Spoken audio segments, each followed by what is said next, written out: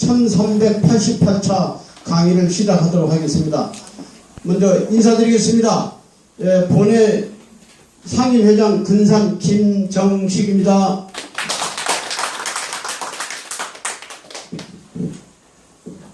날씨가 많이 추워졌죠?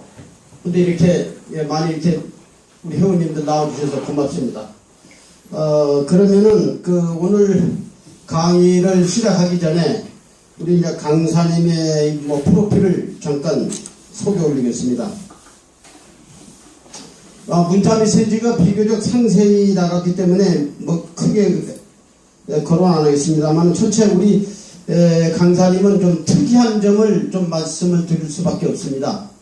여러분 우리 회원님들 잘 아시다시피 저는 우리 한민족 수리학 체계 이론에 대해서는 저 나름대로 일가견이 있습니다. 한 40년 연구를 해왔으니까. 근데 우리 또 요즘 요 근래에 우리 대한민국의 위상을 21세기는 우리 한민족이 세계를 주도해 갈 수 있는 그런 장을 만들어 보겠다는 어떤 야심 어린 의지를 가지고 오늘에 이르렀습니다만은 그러는 과정에서 우리 민족의 제1유산인 우리 한글이 세계화로 나갈 수 있는 그런 교두보를 우리가 설정을 하고 전략적으로 좀 진행을 해야 되겠다는 그런 의지를 가지고 한글에 관계된 전문가분들을 가끔씩 내셔서 우리가 강의를 좀 해왔고 또 듣는 그런 계기를 마련했습니다만 특히 오늘 이 강의를 해주실 우리 김용성 우리 소장님께서는 이 한글 자판화 해가지고 이 컴퓨터를 치려면 자판 있잖아요. 그 자판을 우리 한글 자판화해서 세계를 하나로 아우르겠다는 그런 야심 어린 그런 꿈의 계획을 갖고 계십니다. 그래서 오늘 특별히 모셨는데, 그래서 우리 강사님의 주요 양력 가운데는 태극 한글연구소 소장직을 맡고 계시고, 그 다음에 한국어 정보학회 총무이사이시고, 또 한글 확장연구회 총무간사직을 맡고 계시고, 또 네 번째 미래형 한글 문자판 표준위원회 총무간사이시고, 그리고 창원 언어문자연구소 수석 연구위원님이십니다. 그래서 어찌됐건 우리 강사님 나오실 적에 좀 뜨겁게 좀 박수로 좀 맞이해 주시기 바랍니다. 자, 강사님을 소개 올리겠습니다.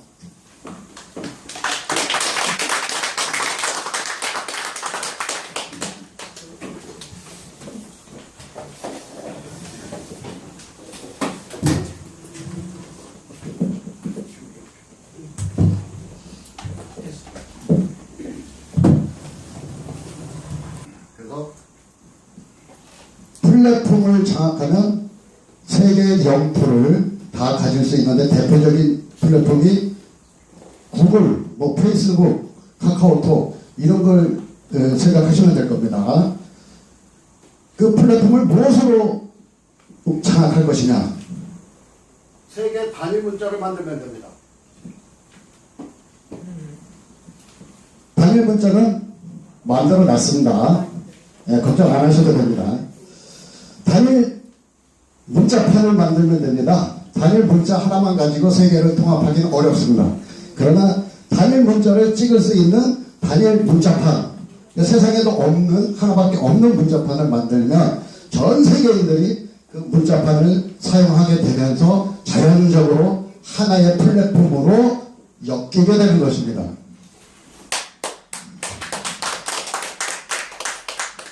단일 문자판도 만들어 놨습니다. 걱정 안 하셔도 됩니다.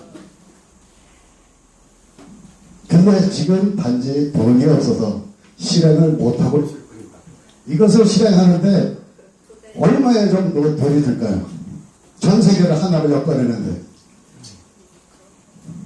앱 개발비 3억이면 1,000조 원은 벌 수 있습니다. 제가 이 3억이 없어서 지금 이 꿈을 실행을 못하고 있습니다. 넘어가겠습니다. 이것이 토론 표준으로 제정된 1,000조 원을 벌 수 있는 문자판입니다. 보이시나요? 기존 문자판과 별반 다르지 않습니다. 기존 문자판에서 변형이 생기면 사용자 보고 사용하라 그래도 불편해서 사용 안 합니다.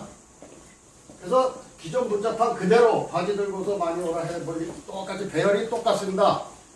근데 여기에 굉장한 노하우가 많이 들어가 있어요.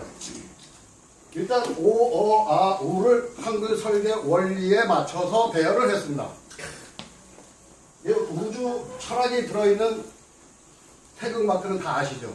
그 태극 마크에 우주의 기가 순환하는 기가 거기에 순환하고 있는 겁니다. 기는 눈으로 보이지 않아요. 그래서 사람들은 보통 이 음과 양 두 개, 이태극이니 이런 소리를 하시는데 이태극이 아니고 음과 양과 기운 중이 순환하면서 삼태극을 표현한 거예요. 거기 우주의 기운을 이 문자로 방향을 표시해서 만든 게 한글 모음이니까 자세히 설명드리겠습니다. 그래서 이런 문자판의 경우에 어떤 자리를 외울 필요도 없이 방향대로 오, 어, 아, 우 세계인들이 한글 처음 접하는 사람들도 아주 찍기 쉽게 배열이 되어 있고 눈 감고도 찍을 수 있을 겁니다. 이 문자판으로 이런 문자를 찍을 수 있습니다. 이것이 포럼 표준에서 확장 한글로 표준으로 제정된 문자예요. 전국의 박사님들 수백 명이 모여가지고 미래형 한글, 한글 세계화를 위해서 무엇을 할까? 3년 동안 연구를 하고 치열한 경쟁을 통해서 경합 통해서 가장 최종적으로 선정된 미래형 한글입니다. 여기 보면 이상한 글자들이 좀 있죠. 지금 한글에는 없는 뭐 이제 리을 2개 쓰는 것도 있고 이런 식으로 만들어져 있고요. 이런 식으로 글자가 실현이 될 겁니다. 그래서 지금 이 현재 있는 한글로는 이런 땡큐 뭐 이런 패션 이런 거를 정확한 발음으로 표기를 할 수가 없어요. 그래서 우리 지금의 현재 한글로 세상 사람들 보고 쓰라 그래도 자기네 발음을 표현할 수가 없기 때문에 쓸 수가 없는 거예요. 우리 말을 못 적는 글자를 갖다가 우리가 쓰라 그러면 쓸 수 있겠어요? 못 쓰죠. 그러니까 세상의 모든 말을 다 쓸 수 있도록 한글을 준비해 놓은 다음에 그 사람들이 가져다 쓰든지 말든지 그 다음 이야기겠죠. 그래서 이렇게 준비를 해 놓았습니다. 뭐 별 거부감은 없이 느껴지죠. 그리고 이런 문자판도 세계에 맞춰서 미래형 문자판을 만들어 놨습니다. 기존 문자판하고 달라진 것이 없습니다. 똑같은데도 여기에도 많은 비밀이 숨어 있는데 이따가 또 자세히 설명드리겠습니다. 보면 요거부터 나오네. 요게 이렇게 문자 위에 이런 악센트 기호가 찍혀집니다. 지금까지는 문자 위에 어떤 악센트를 찍을 수가 없었어요. 그래서 한글 확장을 연구하는 박사들은 어떤 발음을 만들기 위해서 여러 가지 글자를 많이 만들어야 되는 줄 알았어요. 100개 정도를 이렇게 기호를 만들어야 전 세계 발음을 다 표기할 수 있겠다. 그동안의 연구 결과가 그랬어요. 제가 나타나기 전까지는. 근데 제가 이런 아이디어를 제안을 한 거예요. 이게 뭐냐면 이렇게 떠르르 톱니바퀴 모양으로 떨리는 기호가 올라가 있죠. 그랬을 때 이 발음을 어떻게 하느냐. 그 모양대로 떠르르 뭐 이렇게 브라이프 뭐 이렇게 떠는 소리가 외국에 많이 있어요. 그걸 표현을 못하는데 그걸 글자로 만들기도 어려운데 이렇게 악센트 기호로서 그 소리를 표현할 수가 있고요. 그래서 새로운 기호가 필요 없습니다.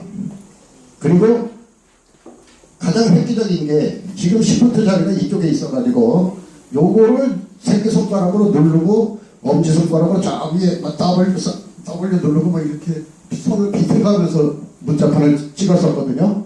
근데 시프트 기호를 요 가운데다 배열했습니다. 그래서 요 엄지손가락이 가장 근접하게 닿는 자리에 있기 때문에 이 안에 어떤 문자를 찍을 때에도 쉽게 손을 비틀지 않아도 찍을 수 있도록 설계가 되어 있습니다. 그 다음에 여기에 확장 한글 찍을 수 있는 또 시프트 기능이 있습니다. 요걸 누를 경우에 오른쪽 귀퉁이에 배열된 문자가 없었습니다. 지금 3개가 문자가 배열되어 있죠. 이쪽 여기 이렇게 3개가 배열되어 있는데 요 네 번째 이제 배열되어 있는 문자가 찍힐 수 있도록 한 겁니다. 그래서 이 문자판 설계를 바꾸지 않아도 이만큼 확장된 이렇게 없는 기호가 이렇게 많이 들어가 있죠. 이렇게 추가되었는데도 불구하고 기존의 문자판 그대로 문자를 찍을 수가 있습니다. 그래서 이 문자판으로 문자를 찍으면 이런 글자들이 찍혀 나옵니다. 이거는 선택상에 다 이렇게 찍힌다는 건 아니고 자기가 필요에 의해서 지금처럼 문자판 생활 그대로 하시고 이걸 필요로 하는 사람은 이렇게 찍을 수 있다는 거죠. 네, 뭐 문자판을 바꾸고 이럴 필요도 없이 쉔, 빵, 따오, 뭐 쥐앙, 쓰리, 공, 뜨거, 쥐앙 이런 중국 발음을 막 이렇게 찍을 수 있는 거예요. 그래서 이게 국제 음성을 나타내는 국제 음성 기호예요. 전 세계 발음을 다 종합적으로 모아서 만든 문자표인데요. 기호표. 이런 기호들이 있어야만 전 세계 발음을 다 표시할 수 있다고 전 세계 학자들이 만들어 놓아서 표준을 제정해 온 건데 요걸 그대로 확장 한글로다가 다 표시해 본 거예요. 확장 한글로 이 만국 기호를 다 표기할 수 있게 된 거죠. 이게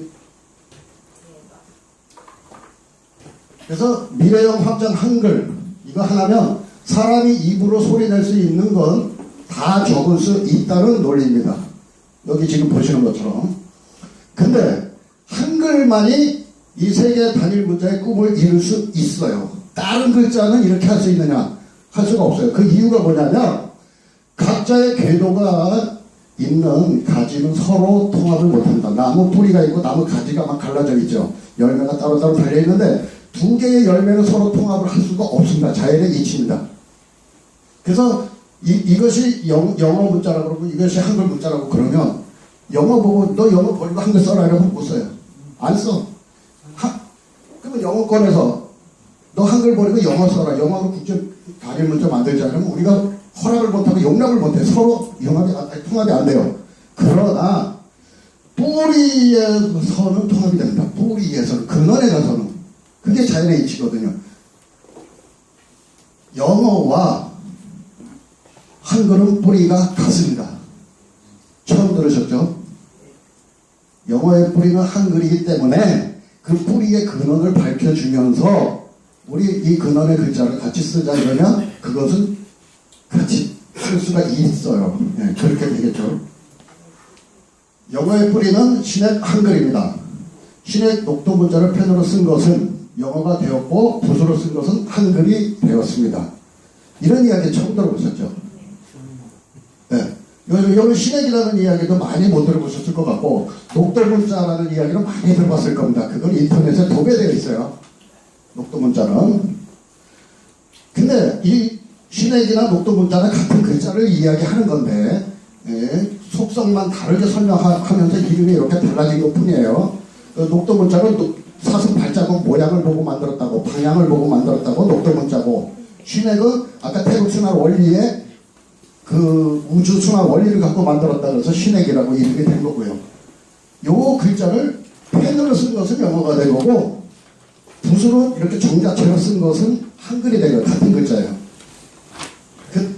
근데 이런 이제 영어가 한글이다 이런 걸 내가 인터넷에 가끔 유포를 시키니까 어떤 사람들은 영어가 한글이다 이 얘기를 듣고 각자 나름대로 판단을 해서 자기 걸로 소화를 시켜서 이제 이런 거 인터넷에 도는 것도 있어요. 영어가 한글이란다. 봐라. 이자하고 티읕자하고 똑같지 않냐? 오하고 우리 이응하고 똑같다. 뭐 모양이 똑같다. H하고 A하고 똑같다. 이런 게 인터넷에 막 있더라고요. 그래서 영어가 한글이라고 주장해. 이러면 큰일 납니다. 이래갖고는 안 되고요. 자기 생각으로 믹스시키지 마시고요. 오늘 마음을 비우시고 제가 하는 이야기 잘 들어보세요. 영어와 한글이 같은 글자가 되려면 굉장히 까다로운 조건을 거쳐야 됩니다. 첫째, 자모의 음가가 서로 똑같아야 합니다. 음가가. 아까 음가가 다르죠? 모양만 같았죠? 예. 넘어가겠습니다. 자모의 모양도 서로 똑같아야 됩니다. 음가만 같아서도 안 되고 모양도 똑같아야지 같은 글자라고 할 수 있겠죠. 자모의 이름도 서로 똑같아야 합니다. 걔네들이 부르는 이름이 다르면 다른 글자일 수도 있어요. 모든 글자가 다 똑같아야 합니다. 영어와 한글 중에서 두세 글자 모양 비슷하고 뭐 의미 비슷하다고 같은 글자라고 주장하면 뺨 맞습니다. 모든 글자가 다 이 조건에 1, 2, 3 조건에 다 맞아야 된다는 얘기예요. 그죠? 굉장히 조건이 까다롭죠? 근데 영어에서 펜 흘림 획만 걷어내면 펜 흘림 획이라는 말 처음 들어보셨죠? 모든 글자가 이 조건에 다 들어갑니다. 영어의 모든 글자가 똑같아요. 그 펜 흘림 획이라는 건 뭐냐면 펜으로 이렇게 쓰면서 이렇게 꼬리 달리고 이어지는 획, 이걸 말씀드리는 거예요. 넘어가겠습니다. 그래서 영어의 알파벳 G자를 예로 들어보겠습니다. 우리 한글 기억이기 때문에 첫 번째 나오는 기억이 중요하니까 첫 번째 예를 들었어요. 이게 영어 알파벳 필기체 대문자입니다. 기억 이렇게 쓰고 있고 필기체 소문자고 인쇄체 대문자이고 그러면 이 인쇄체 대문자하고 이거하고 글자가 전혀 다르잖아요. 그런데도 얘네들은 같은 글자라고 하고 있어요. 그죠? 모양이 다르다는 모양이. 그런데도 같은 글자라고 하고 있잖아요. 이것도 모양이 다르잖아요. 그러면 무슨 원리 때문에 이렇게 서로 다른 모양이 같은 글자가 되었을까? 이유가 있어야 되잖아요. 그죠? 걔네들 설명을 못해요. 그냥 모양은 달라요. 여기에 한글 기역이라는 문자가 있습니다. 기역. 이 기역을 쓸 때 이렇게 펜 끌림 획으로 해서 이렇게 기역 쓰고 뒷글자를 이렇게 이어져 나갑니다. 그러면 이렇게 쓰는 거예요. 이렇게. 이 기역을 쓰는 거예요. 기역을. 여기도 마찬가지로 기역을 썼는데 이거는 글자 장식이에요. 본획이 아니고 걔네들 뭐 살리기 위해서 글자 앞에다 막 꼬불꼬불 뭐 이렇게 획을 많이 그립니다. 그런 장식, 이거 고풍스럽게 보이게 만든 거고요. 이것도 마찬가지입니다. 기역을 이렇게 여기서 펜이 끌려와갖고 이렇게 기역을 쓰고 뒷글자를 이렇게 이어져 가는 것 뿐이에요. 영어 원리로 글자가 이루어진 게 영어 필기체예요. 한글 기역이 만약에 가운데 없었다면 이런 네 개의 연관성을 설명할 길이 없어집니다. 잘 보세요. 이음획이라고 끌림획이라고 만들어놨는데 그 펜으로 쓰면서 이렇게 끌리네. 요거 빨간 거 끌리는 획만 제거해 보겠습니다. 그죠? 바로 기억 나오죠. 여러 원리가 있는 겁니다. 모든 글자가 다 이렇다는 겁니다. 한두 글자가 그러면 아니라 그랬잖아요. A서부터 Z까지 모든 글자가 보세요. 어느 게 한글이고 어느 게 영어인지 구분이 가십니까? 위에 게 한글이고요. 요 밑에 게 영어 알파벳이에요. 요게 두 개가 같은 짝이에요. 오케이. 그러면 A, B, C, D, E, F, G, A서부터 여기 Z까지, G까지 모양이 똑같습니다. 전혀 다른 게 없어. 그 펜 끌리는 획만 붙었냐 여기서도 똑같잖아요. 자, 영어와 한글은 같은 글자를 다르게 쓴 것 뿐이에요. 글씨를 쓰면서 글자체가 해서체도 있고 초서체도 있습니다. 그죠? 그 한글은 그냥 해서체로 쓴 거다, 정자체다 이렇게 이해하시면 되고요. 영어 알파벳은 한글을 이렇게 막 초서체로 쓴 거다, 펜 흘림체로 쓴 거다 그렇게 이해하시면 돼요. 그것뿐이에요. 다른 거 아무것도 없어요. 이렇게 제가 한글도 이렇게 쓰니까 여기 뭐 이렇게 G 모양 다르다는 모양이 요걸 또 따서 이렇게 알파벳이 된 거니까요. 그래서 저는 도대체 누군데 이런 무지막지한 허무맹랑한 소리를 하느냐 그제 궁금하시죠? 간략하게 아까 소개했으니까 넘어가겠습니다. 저는 한국어 정박회 총무 간사를 역임했습니다. 거기서 한국어 정박해서 뭐 하는 학회냐면 이거 삼성천지인 문자판을 만든 학회입니다. 우리가 지금 다 이 문자판 쓰고 있죠. 나라끌 문자판도 있을 것이고 한글 확장연구회에서 이걸 연구한 사람입니다. 그래서 국가 프로젝트에서 표준어로 인정을 받았기 때문에 연구 성과는 있었죠. 그래서 외국에서 우리 한글을 가지고 자기네 발음을 이런 식으로 막 표기하고 있는 거예요. 뱅츄라츄 뭔지 몰라도 걔네들이 알아서 이렇게 해놓은 거예요. 홍콩에서. 이렇게 한글 세계화는 세계인들이 기다리고 있는 겁니다. 그리고 뭐 찌야찌야적인 거 거기서도 자기네 마을 뭐 표지판을 이렇게 만들어놨는데 여기 보면 올리브 해갖고 우리가 쓰지 않는 글자를 쓰고 있어요. 그러니까 이런 자기네 발음을 표현하기 위해서 새로운 기호가 필요하다는 얘기예요. 그리고 저는 이 그림 한자라는 책을 만들었는데 한자의 거의 모든 한자를 그림 한 컷으로 풀어냈습니다. 근데 그 문자를 설명하는 다른 그림이 아니라 이렇게 획이 살아있는, 획이 연결되는 실사 그림이 들어있는 그림을 이렇게 만들었어요. 모든 한자를. 그 다음에 한글 세계화 하면서 이게 정부에 올렸던 보고서입니다. 이만한 연구 보고서를 만들었어요. 넘어가겠습니다.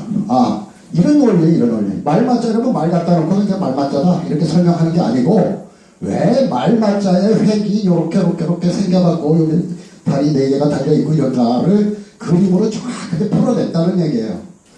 말깃털이 이렇게 말기가 이렇게 있잖아요. 말다리도 있고 꼬리도 있고 이런 말 그림이 말맞자가 된 거예요. 보면 이렇게 획이 복잡해도요. 이런 그림이, 이런 실사가 이렇게 획이 정리돼서 문자화로 된 거예요. 여기에 보면 요거 신화시자가 나오죠. 넘어가고요. 이렇게 추상적인 그림도, 추상적인 뜻이 있는 것도 다 이렇게 그림으로 설명이 가능해요. 모든 게 막 그림이 되느냐, 막 이런 질문 많이 하는데, 이게 두 번째 반복할 제자, 뭐 이런 제자잖아요. 이 그림은 뭐냐면 아무리 연구해도 잘 몰라요. 무슨 그림인지. 근데 갑골문에 보면 이렇게 그림이 그려져 있습니다. 요거 그림을 2개로 분리한 거예요. 가운데 이렇게 로켓 같이 서 있는 그림이 하나 있고요. 요 위에 이렇게 공짜같이 생긴 그림이 하나 있습니다. 요거는 이렇게 여음을 나타낸 그림이고요. 요거 똑같이 표현한 거고, 요거는 이렇게 남근을 상징한 그림이에요. 그냥 여음과 남근이 만나서 계속 반복 작업을 한다고 이런 글자가 나온 거예요. 그래서 이것만 보면 무슨 그림인지 잘 이해를 못하지만, 이렇게 갑골문으로 들어가면 그림으로 그려놓은 거기 때문에 다 이해할 수가 있어요. 매월 시자 이렇게 되어 있고요. 이거 고추 속시를 이렇게 획이 여러 개입니다. 밑에 원래 원자는. 그래서 맵다는 뜻을 나타낸 거고요. 이걸 뭐 꽃책이다 이렇게 설명하면 그 이론에 맞지 않아요. 그래서 이런 책도 만들었다는 얘기고요. 넘어가야죠. 보면 아까 말씀드렸다시피 이렇게 현재 자판입니다. 현재 자판이 이렇게 4개는 복잡해서 있는 자판을 아까 쉽게 정리했다고 그랬죠. 이거 문자 찍으려고 그러다가 운전하다가 사고 나기 딱 싫습니다. 근데 이렇게 만들어 놨잖아요. 그냥 뭐 눈 감고도 이렇게 오아오 찍을 수 있겠죠. 한글을 이렇게 훌륭하다고 세계의 석학들이 이구동성으로 이야기하고 있습니다. 한글은 뭐 전통 철학과 과학 이론이 결합된 세계 최고의 문자다. 이 사람들이 더 잘 알아요. 우리 여기 이렇게 전통 철학과 과학 이론이 결합된 글자다 뭐 이런 거 아시는 분 모르겠어요. 외국 사람들은 더 연구하고 더 깊이 있게. 왜? 걔네들이 한글이 필요하기 때문에 한글로 이걸 세계를 어떻게 통합할 수 있을까 이런 거 연구를 하고 있어요. 그래서 이렇게 훌륭한 문자가 언제 만들어진 거냐? 5915년입니다. 5915년 전에 커바란 환웅 때, 다 아시죠? 이런 거 역사. 커바란 환웅 때 처음으로 만들어진 것입니다. 누가 만들었냐? 커바란 환웅께서 천산에서 내려오셔서 배달국을 건국하신 직후에 혁덕에게 명하여서 만들었습니다. 이렇게 내려오는 상상하세요. 이렇게 옛날에 우리 3,000명을 이끌고 천산에서 내려왔대요. 혁덕은 구호문자를 만들고 천부경을 적어서 후세토로 전하게 하여라. 이렇게 그 옛날에 5915년 전에 이런 그 문자를 만들어서 천부경을 적어라 이런 일이 있었대요. 그래서 이게 황당무계한 주장이 아니고요. 실제로 그런가 한번 깊이 들어가 보겠습니다. 여기에 보면 혁덕자 서계라고 나옵니다. 환웅천하는 또다시 신지협덕에게 부호글자를 만들라고 명하였다. 요 석을 이걸 저는 부호글자라고 해석을 했습니다. 지금까지 이 문장을 해석하면서 부호글자라고 해석한 사람은 한 명도 없어요. 저만 유독 이렇게 해석을 했어요. 왜 그러냐? 사전에 한자 사전에 찾아보면 서글 서계의 뜻은 사물을 나타내는 부호로서의 글자, 네이버 한자 사전에 이렇게 정확히 나와 있습니다. 부호 글자라고 나와 있죠. 이게 상형 문자라고 해석해버리면 아주 골 때리는 현상이 생깁니다. 우리 한글이 이때 만드는 게 아닌 게 되는 거고요. 이걸 부호 글자로 해석했을 때만 이 당시에 부호 글자가 만들어진 근거가 되는 거예요. 그죠? 그래서 신지협덕이 만든 건 부호 글자라는 거예요. 그 만드는 과정과 누가 어떻게 만들었는지 자세하게 또 설명이 되어 있습니다. 보시면 하루는 사냥을 나갔는데 갑자기 놀라 일어나는 한 마리 암사슴이 있어 활을 당겨 쏘려고 하였으나 돌아쳐 놓치고 말았다. 그래요? 사슴 놓쳤죠. 그에 달아난 발자국을 쫓아 휘저으며 사방 곳곳을 뒤지고 찾았다. 여기저기를 지나고서 산 벽들에 이르르니 평평한 모래벌이 있는 곳에서 보이기 시작하였다. 발자국은 어지럽게 찍혀 있었으나 향하는 쪽은 저절로 밝혀지는지라. 발자국이 어지러운데도 방향은 저절로 밝혀지는지라. 중요한 대목입니다. 사슴 이제 이렇게 모래벌에서 발견하고 이에 머리를 숙이고 무얼에 잠기더니 한참 고민하다가 벌떡 일어나 불 끄고 살피며 말하기를 기록하여 보존하는 방법이로다. 그죠? 여기서 기록하여 보존하는 방법이로다. 두 번 외쳤습니다. 한 번도 아니고. 아하, 이게 문자로 기록하여 보존하는 방법이다. 이와 같이 가르면 되겠구나. 사슴 발자국 방향처럼 뭐 글자를 만드는데 어쨌든 원리가 이렇게 가르면 되겠구나. 이와 같이 가르면 되겠어. 이날 사냥을 마치고 곧바로 돌아가 거듭 생각하며 널리 만물 현상을 살펴서 며칠 지나지 않아 깨달음으로도 문자를 만들어냈다. 이렇게 기록이 되어 있습니다. 무슨 글자를 만들었냐? 이렇게 해서 태고의 문자가 시작된 것이 다 여기까지 써 있습니다. 이것도 그 본문 문장이에요. 그럼 이렇게 해서라는 이야기에다가 밑줄 쫙 긋고 이제 생각을 해야 되는 거예요. 어떻게 해서 문자를 만드느냐? 이렇게 해서가 뭔가를 생각해내야 되는 거예요. 이걸 제가 생각했다는 거예요. 이렇게 해서 다른 사람들이 이렇게 해석만 해놨잖아요. 뭘 만들었는지도 가르쳐준 사람은 없었잖아요. 근데 이렇게 해서라는 글자를 가지고 해석을 하기를 방향대로 갈라서 아까 그랬잖아요. 이와 같이 가르면 되겠구나. 이와 같이 가르면 되겠어. 그죠? 그 방향대로 갈라서 문자를 만들었다는 거잖아요. 보면 원문 이렇게 있고요. 제가 지어낸 소설이 아니라고 여기 해석을 이렇게 해놨습니다. 향하는 쪽이 절로 밝혀지는지라 이와 같이 가르면 되겠구나. 문자를 만들어냈다. 이렇게 해서 태고의 문자가 시작된 것이다. 나와있죠? 그러면 방향을 갈아서 무엇을 만들었냐? 협덕은 오방을 가르는 방향구 문자를 만들었습니다. 여기 보면 태고 순환 마크가 있고요. 아까 기가 가운데 순환하고 있다 그랬죠. 보이지 않는 기운이. 그래도 봄, 여름, 가을, 겨울 이렇게 나눕니다. 태극 설명할 때 보면 태극 마크는 삼신의 음양중 삼신입니다. 우주의 기운 음양중 삼신. 뭐 이렇게 할머니 마부 할머니 이런 할머니 아니고요. 성령을 받아 우주에 발현된 일기가 지폐기한 벽의 순환 절기를 따라 생장연장하면서 변화해 나가는 천도의 이치를 도시로 나타낸 그림이 이 태극 마크입니다. 우주의 순환 원리라는 거예요. 그냥 단순하게. 태극은 음양만의 그림이 아니라 음양을 아우르는 중의 기운이 순환하며 흐르고 있는 삼신의 도식이다. 이거 꼭 알고 계셔야 돼요. 그래서 이거 태극 마크가 음양,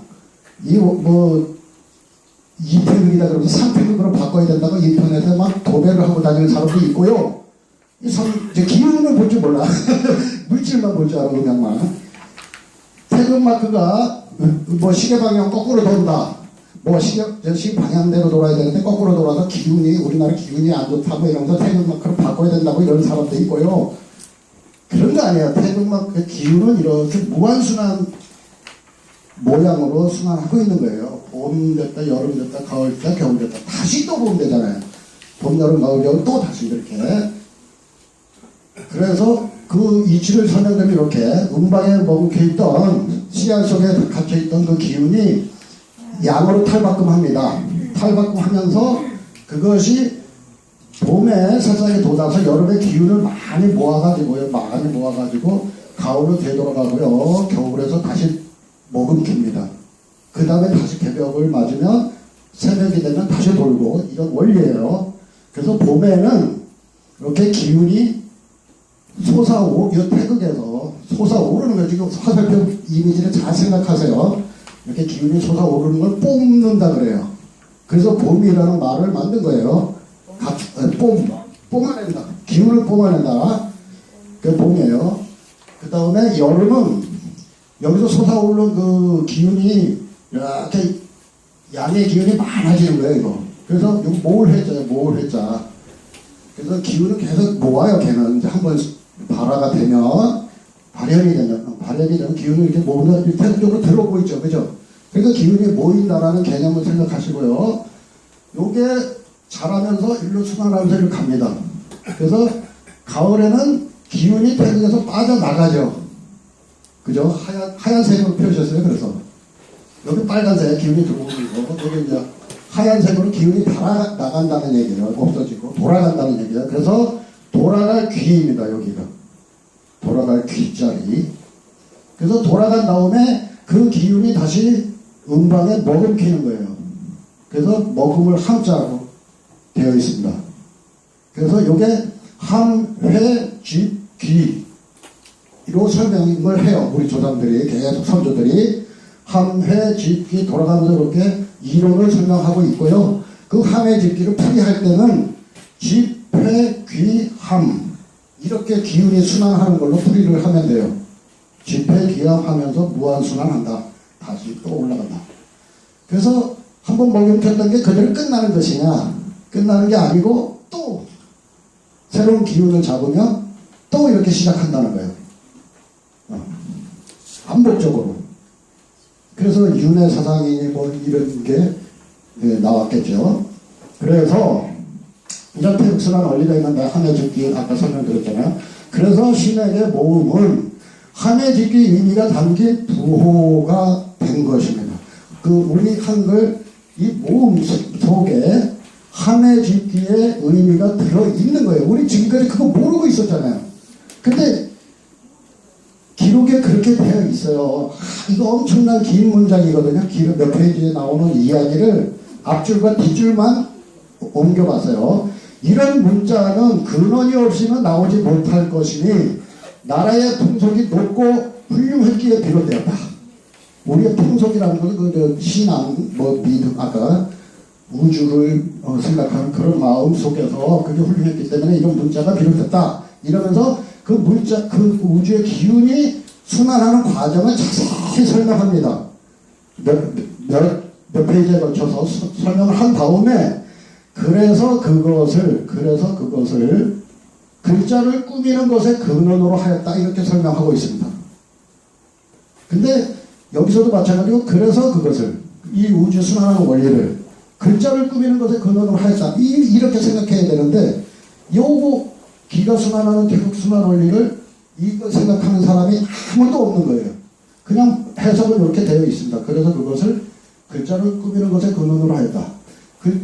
이게 이 설명하는 게 태극 순환 원리를 설명한 거거든요. 그래 여기에 함해짓기의 의미는 그래서 내재되었다. 이게 본문의 글씨입니다. 함해짓기의 의미가 글자에 내재되어 있다고요.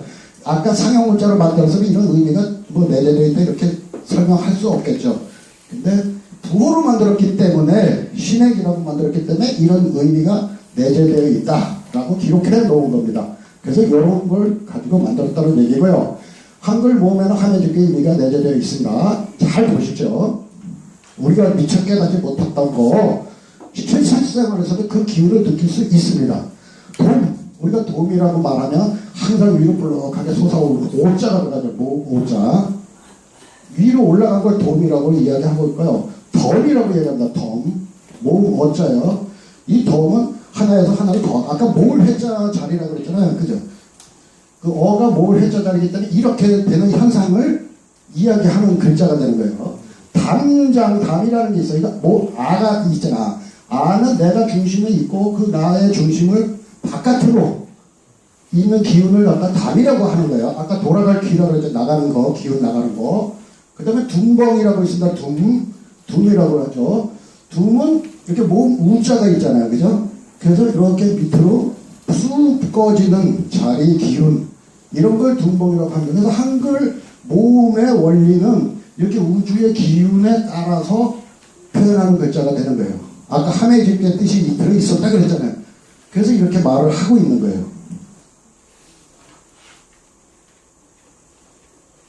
앞으로 가다. 자, 비를 잘 보면 화살표 방향대로 기운이 모아지는 그림 아까 태극마크에서 봤기 때문에 기운이 나가는 기운 이렇게 밑으로 머금기는 기운. 그래서 뭐 대부분의 같은 시오시오시오시오시죠.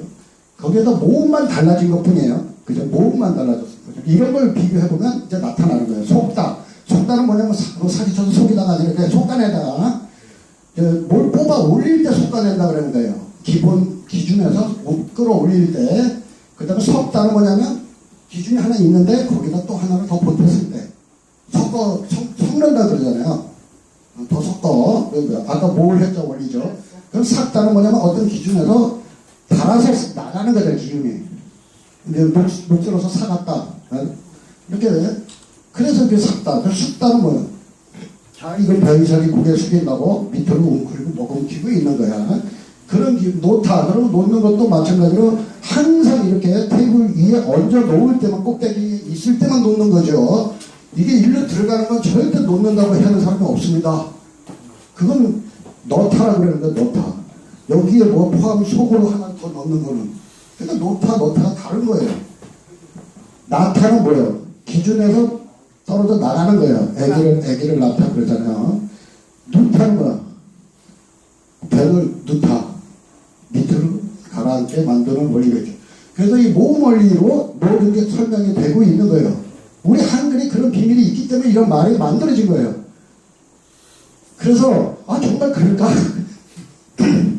기역, 니은서부터 희읍까지 제가 다 조사를 해봤어요. 이거만 아니고 머리꽃 싸매고 연구를 했다니까요.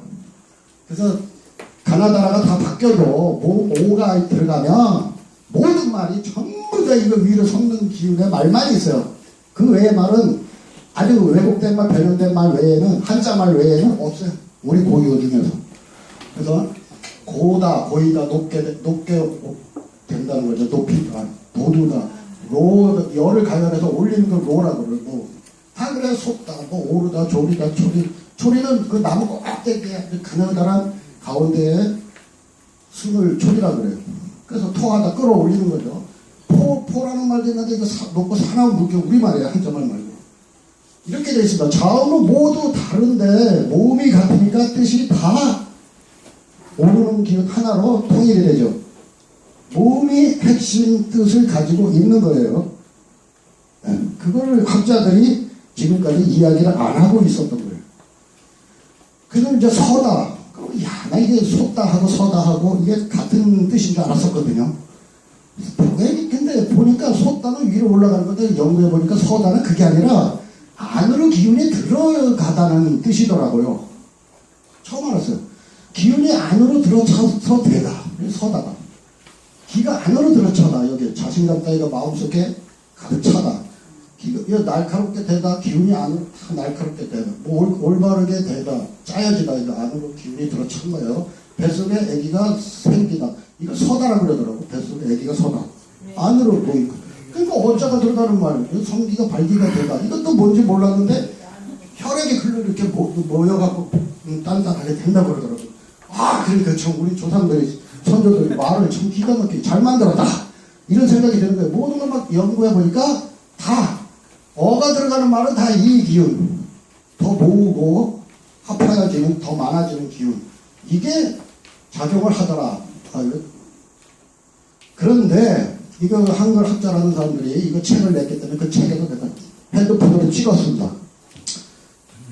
모음은 아무 의미가 없다라고 대부분 어원 연구하는 사람, 한글 연구하는 사람, 문자 연구하는 사람 대부분 이 얘기합니다.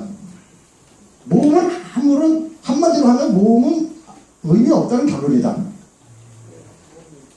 모음의 음가는 전혀 의미가 없다는 말이다. 그냥 개똥이나 그뭐 고똥이나 갓똥이나 뭐 다 똑같은 말이라는 거예요. 푸릇푸릇이나 파릇파릇이나. 그 사람들은 어원 연구하면서 그래갖고 자기들 마다를 갖다 붙여요. 모음 관계없이. 절대 그렇지 않습니다. 푸릇푸릇하고 다릅니다. 퐁퐁퐁하고 퍽퍽퍽하고 다릅니다. 퐁퐁퐁은 기차 연기가 퐁퐁퐁퐁 쏟아오르는 것처럼 이렇게 위로 뽕뽕뽕뽕 올라가는 걸 퐁퐁퐁이라고 하는 거고요. 퍽퍽은 내가 누구한테 맞았거나 칼침을 맞았거나 했을 때 퍽! 들어올 기운을 얘기하는 거예요. 그죠? 다르죠? 그걸 폭이나 퍽이나 같다 그러면 안 되죠. 팍! 하고 터졌다는 건 팍은 나가는 거거든. 그래서 있던 기운이 팍 터졌을 때 팍이라고 하는 거예요. 그걸 폭이나 팍이나 같다 그러면 안 되겠죠. 이해되셨죠? 푹도 마찬가지로 푹 주저앉았다고 그러지. 푹 주저앉았다. 그런데도 이런 소리들을 하고 있습니다. 기가 막힐 노릇입니다. 그래서 보세요. 기마, 가마, 고마, 고미, 구마, 고무, 가마, 개마, 거미 다 같은 말이랍니다. 이런 걸 연구한다고 해서 이거 논문을 내고 책을 내고 그럽니까? 이게 뭐 다 같은 말이면 뭐하러 연구합니까? 어원을. 다 다른 말인데. 여기도 가라, 가리, 고라, 고리, 뭐 구고, 기리 다 같은 말이랍니다. 이거 연구할 필요 있나요? 그냥 모든 말이 다 같다 그러면 되지. 그래서 내가 그거 하도 열받아가지고 또 이런 연구를 해봤어요. 디귿 다 디귿이에요. 그리고 거기다 있는 모음을 다 갖다 붙여봤어요.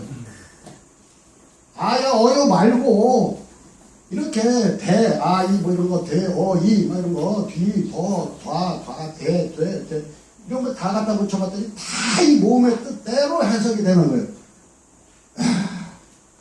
이렇게 대다르고 들어가 모아진 기운이 이자는 이제 머무르고 벽이라는 건데 벽에 부딪힐 때 되다 그러는 거예요. 뜨거운 화상의 기운이 들어오다가 살에 가서 다 작용할 때 단 하나의 자음인데도 모음의 방향에 따라서 뜻이 다 달라졌습니다. 모음의 뜻이 없다면 이렇게 될까요? 모음의 뜻이 있으니까 이렇게 되는 겁니다. 중요하기 때문에 이제 국어 사전에서 위라는 걸 찾아보면은요 높은 쪽이라고 설명이 나옵니다. 우리도 그렇게 이해하고 있습니다. 저 위에 있잖아 이렇게 맞죠? 이거 틀린 말 아니죠? 그러면 방바닥은 왜 위라고 하는 거예요? 높은 쪽이 위라고 하면 이거는 제일 낮잖아요. 내 기준으로 봤을 때 방바닥은 나보다 낮잖아요. 그죠? 근데도 낮은데도 방바닥 위에 떨어졌잖아요. 이러면서 방바닥을 위라고 한단 말이에요. 우리는 말을 그렇게 쓰고 있단 말이에요. 위라는 말을. 근데 여기 길고 높은 것을 꼭대기라고 또 설명을 하고 있어요. 국어사전에서. 그럼 꼭대기도 높은데 끝에 얘기하는 거잖아요. 근데 뭐 길바닥이 꼭대기인가요? 밑에지. 그러니까 이 한글 모음의 원리, 신학의 원리를 모르면 이렇게 우리 말을 설명할 길이 없어지는 거예요. 근데 위는 뭐냐? 이거예요. 잘 보세요. 아까 얘기했잖아요. 위는 우가 먹음을 한자라고 그랬잖아요. 우가. 그죠? 이거 벽이라고 그랬어요. 이가. 가운데 태극 앞에서 가운데가 벽이었거든요. 먹는 밑으로 머금기는 기운이 그 벽에 가서 닿는 자리가 위 자리라는 거예요. 그러다 보니까 꼭대기에서 막혔으면 꼭대기도 위인 거고 방바닥에서 막혔으면 방바닥도 위가 되는 거죠. 이 한글 신학의 원리 아니면 이걸 어떻게 설명해내요? 이렇게 여기서 막히면 여기도 위고 여기서 막히면 여기도 위고 그 여기도 막히면 여기도 위예요. 머금는 기운이 막히는 자리가. 그 이게 맞냐고요? 옆면이 위가 볼까요? 우거지라는 말을 합니다. 우거지가 된 거, 윗거지가 우거지라고 하는 거거든요. 받침판학 현상이 생겨서. 그러면 요 껍데기, 저 배추 껍질을 우거지라 그러는 거예요. 그리고 우리가 우도 통상적으로 이야기할 때 바지, 우도 이렇게 얘기하고 위에 아래 이런 개념으로 얘기하는데 그게 아니라 겉옷을 우도시라 그런 거예요. 옛날부터. 겉옷을 위도시라 그래요. 우도. 그리고 아래라는 말은 그럼 뭐냐? 밑에하고 아래하고 틀렸죠. 밑에는 사물이 있는 벽이 있는 밑에 틈, 티것이 있잖아요. 근데 아래는 이게 돌아 나가는 거라잖아. 아가. 그죠? 나가는 기운. 아가 나가는 기운이 가다가 흘러가다가 이게 리을이 흘러가다가 막히는 곳이 있을 거 아니에요. 이가 아래 아라 이 이렇게 얘기하는 거거든요. 이렇게 가다가 막히는 곳이 여기가 아래라는 거죠. 이렇게 신기한 신액 이렇게 신기한 획을 신지혁덕이 만들었습니다. 넘어가겠습니다. 세종대왕도 옛 글자라고 말을 했어요. 세종대왕이 한글 만든 거 아니냐. 아주 저한테 그걸로 공격하는 학자들 얼마나 많은데 99.9% 거의 다 그렇게 이야기하고 있습니다. 근데 세종대왕마저도 내가 만든 글자가 아니라 옛 글자다. 이렇게 설명해서 보세요. 원문은 모두 옛 글자이고 새로운 글자가 아니야. 이렇게 이야기했어요. 호방하게 말씀하시기를 원문은 모두 옛 글자가 근본이고 새로운 글자가 아니다 라고 하지만 세종대왕은 이렇게 말씀하시지만 최만리가 따지고 있어요. 이게 어떻게 새로 만든 글자가 아니냐. 새로 만든 거다. 즉 글자의 모양은 비록 옛것을 본받은 최만리도 글자의 모양은 옛것을 본받은 거라고 설명하네요. 옛것을 본받은 거지만 본받은 신전의 문자라고 하지만 음소를 써서 글자를 조합하는 것은 옛것에 반하는 것이니 실로 근거한 것이 없나 하겠나이다. 그러니까 모양은 글자의 모양은 신전 문자 옛날 거라고 치고 글자 조합하는 것이 다른데 이렇게 새로 만든 거다 이래 갖고 따지고 있는 거예요. 이거 새로 만든 거 중국에서 알면 혼납니다. 이래고 상소를 올린 거예요. 최만리 상소문에 적혀 있는 내용이에요. 보니까 세종대왕은 아주 그냥 자신만만하게 호강하게 나 이거 새로 만든 글자 아니야. 이거 조상들이 쓰던 문자야. 이렇게 설명을 하고 있는데 그 최만리 이런 학자들이 아이고 이거 새로 만든 문자니까 중국에서 알면 곤탕이다. 왜 이런 걸 만들려고 합니까? 이렇게 이제 따지고 있는 그런 내용이죠. 보면 차사 어머니라고 빌리기 차자인데 빌려서 부려쓰는 업무는 스스로 옛 전조선에 있었던 것인지라 여기 있습니다. 전조에 있었던 것인지라 오늘날의 문명에는 다스리기에 노둔한 것인데 좀 낡고 늙고 쓸모 없어진 것인데 지극한 도의 뜻으로 오히려 옳게 여기면서 거기에 지극한 도가 들었다고 설명하고 있어요. 세종대왕도 낡은 구습을 버리지 못하고 옛날 쓰던 습관을 버리지 못하고 왜 물려받는다고 하시오니까 이렇게 훈계정 해라고 아니면 그 최만리 상소문 이런 데 적혀 있는 거예요. 그대로 옛날 전조선에 있었던 글자라고 하잖아요. 그죠? 그리고 낡은 건데 새로 만든 거 아니잖아. 노둔한 것이라면. 그리고 낡은 구습을 버리지 못하고 옛날 그 습관 버리지 못하고 왜 물려받느냐 이렇게 따지고 있잖아요. 그죠? 전조선에 있던 것인지라. 훈민정음의 28자는 옛 신전 문자를 본받은 것이다. 그럼 신전 잘 보세요. 세종대왕이 그렇게 말씀하신 거예요. 개년경우 우리 전하께서 비로소 제정하신 바른 음소 28자를 간략한 걸개판으로 예제와 의미로서 보여주시며 이름을 훈민정음이라 하셨다. 상형이지만 옛 글자는 이 글자는 옛 신전을 본받은 것이다. 여기 있습니다. 자방 모자 전자 신전전자거든요.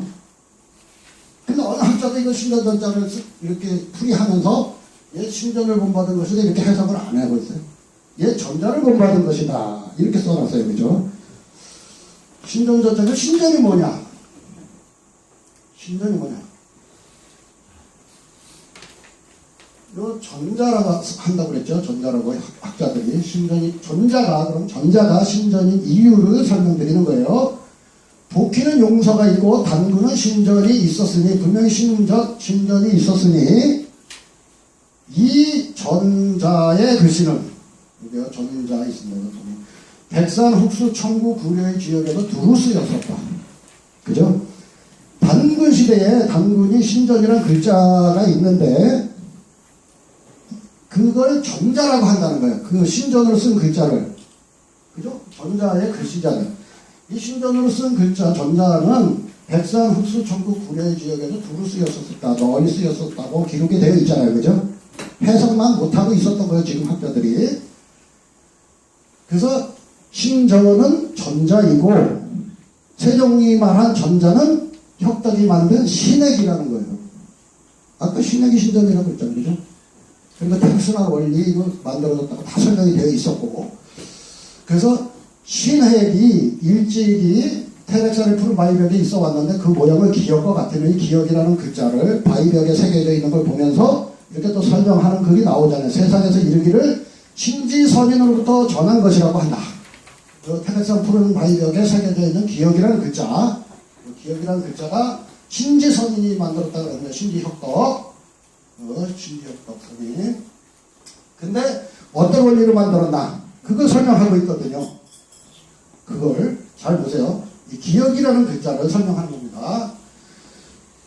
신핵의 자음은 그 소리 글자로 만들었습니다. 보시면 여기 설명이 어떻게 되느냐면, 아까 바위벽의 기역과 같았으며 신지선인이 만들었는데 그 핵은 이거부터 또 다른 어떤 것으로서 올바르게 하여 글자를 만드는 규칙의 시작이라고 한다.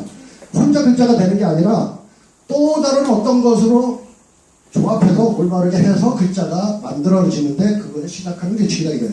기역이. 우리가 기역이 제대로 설명하고 있죠.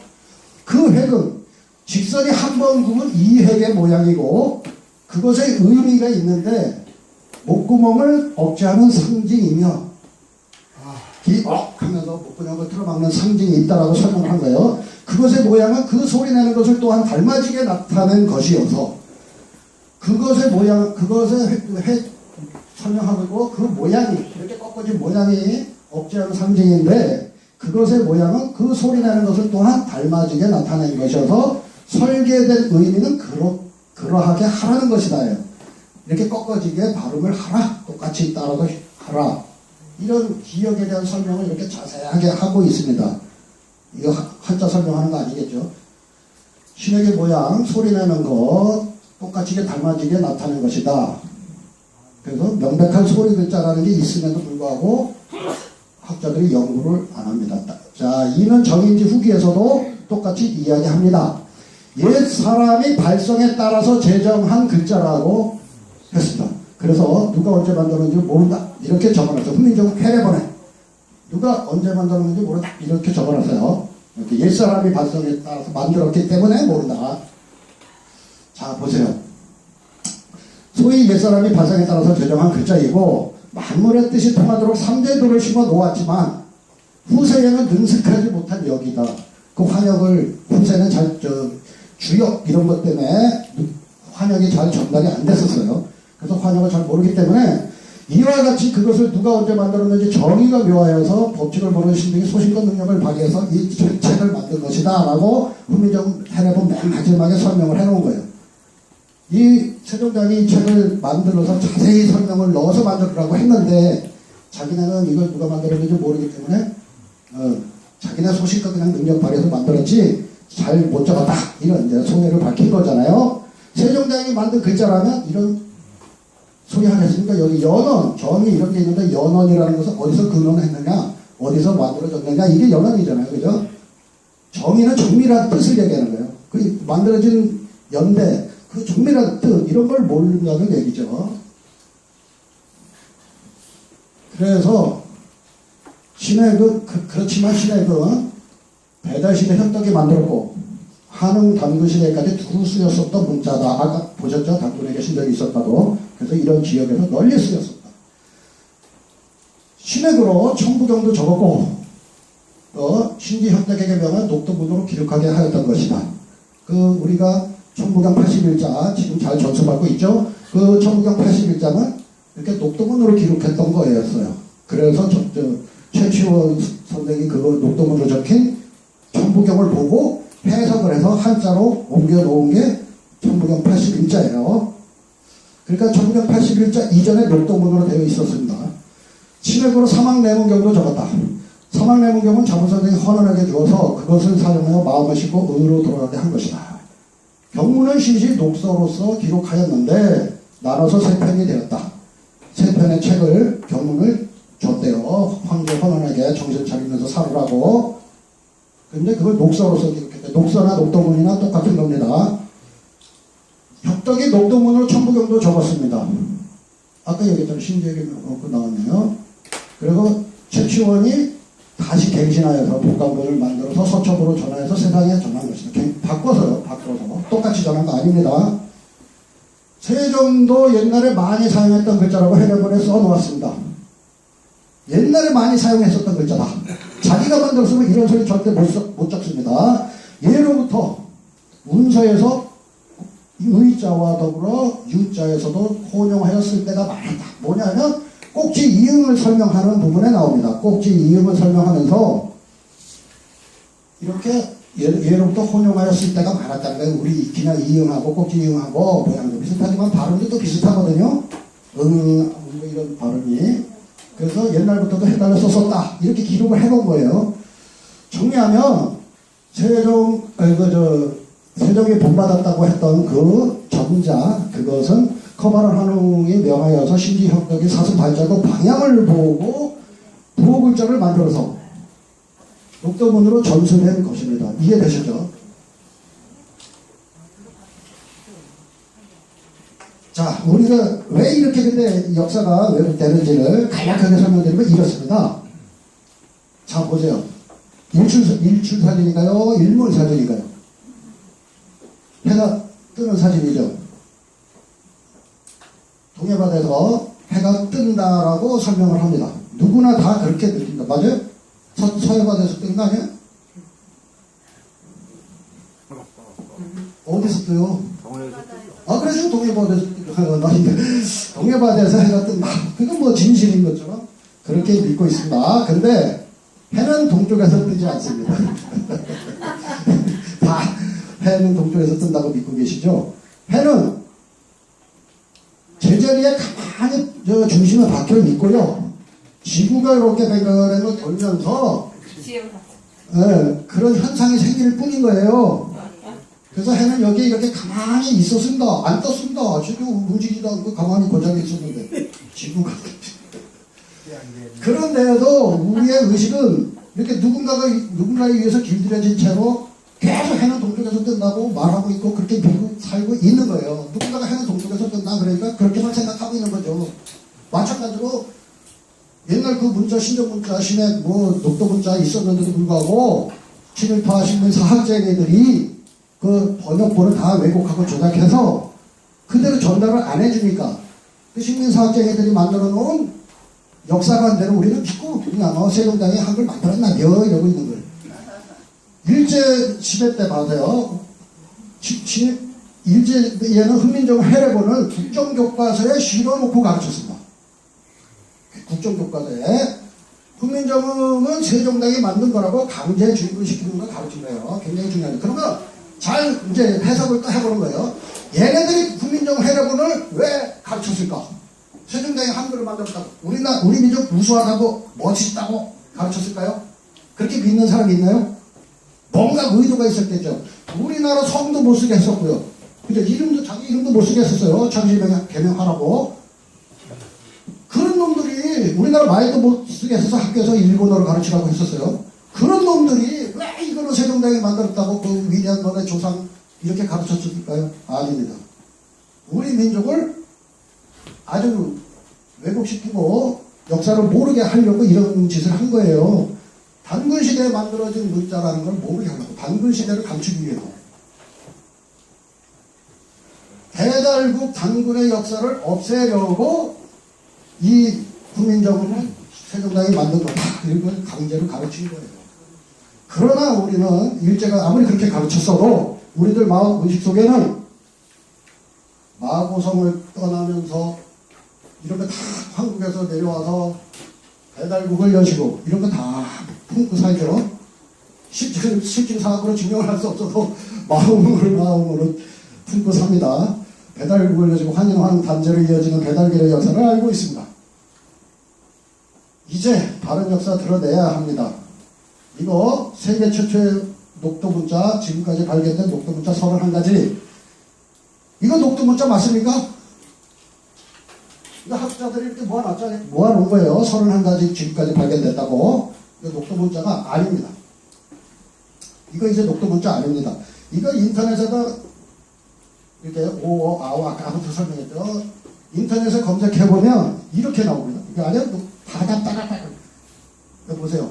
녹도문자, 전부경보 녹도문자 검색하면 이것만 나와요, 이것만. 이게 녹도문자라고 지금까지 그렇게 세대교육 시키고 세대 방해 왔던 거예요. 우리 한글 모음이 녹도문자입니다. 이제부터 그